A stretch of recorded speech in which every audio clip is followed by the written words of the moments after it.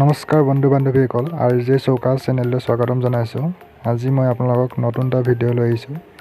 আজি আমি দেখুৱাম আপোনালোকক গৰৈ মাছৰ পিটিকা। এই মাছৰ পিটিকা বনাবলৈ একেবাৰে সহজ। যদি আপোনালোকে কোনোবাই মাছ পিটিকা বনাব নাজানে তেন্তে এবাৰ ভালদৰে চাই ল'ব। এই মাছৰ পিটিকা বনাবলৈ আমি প্ৰথমে এটা মাছ লৈ লৈছোঁ। মাছটো আমি এতিয়া গেছত ভালদৰে পুৰি ল'ম।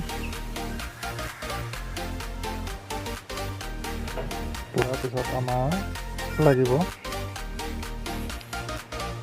এতিয়া আমাক লাগিব পিঁয়াজ অলপ, আদা অলপ, ধনিয়া পাত অলপ আৰু জলকীয়া সৰু কৰি লৈছোঁ। এতিয়া আমি মাছটো সৰু সৰুকৈ টুকুৰা কৰি ল'ব লাগিব। প্ৰথমে আমি এতিয়া মাছটো সৰু সৰুকৈ টুকুৰা কৰি লৈছোঁ। মাছটো টুকুৰা কৰা হৈ গৈছে। এতিয়া আমি ইয়াত পিঁয়াজ দি দিম।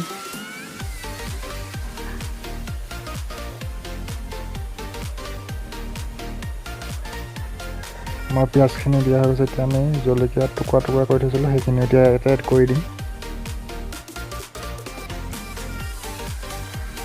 জলকীয়াখিনি এড কৰাৰ পিছত আমাৰ আদাখিনি আছিলে কাটি থোৱা সৰু সৰুকৈ, সেইখিনিও এতিয়া ইয়াতে দি দিম।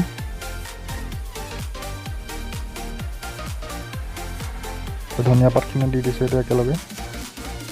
তাৰপিছত আমি গোটেইখিনি এতিয়া ভালদৰে পিটিকি ল'ব লাগিব। এতিয়া আমি মাছৰ লগত গোটেইখিনি ভালদৰে পিটিকা কৰি লৈছোঁ। তাৰপিছত আমাৰ ইয়াত দিব লাগিব নিমখ দিবলৈ আছে। এতিয়া আমি নিমখ দি দিম। নিমখ দিয়াৰ পিছত আমাৰ মিঠাতেলো দিব লাগিব।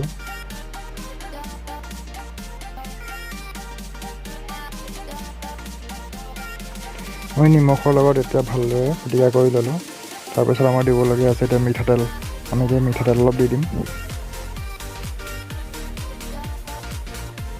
আমি মিঠাতেল অলপ দি দিছোঁ। দিয়াৰ পিছত আমাৰ পিটিকাটো হৈ গ'ল। ফ্ৰেণ্ড, কেনেকুৱা লাগিলে আজি মোৰ এই গৰৈ মাছৰ পিটিকাটো? যদি ভাল লাগিলে মোৰ চেনেলটো লাইক আৰু ছাবস্ক্ৰাইব কৰিব নাপাহৰিব। ধন্যবাদ।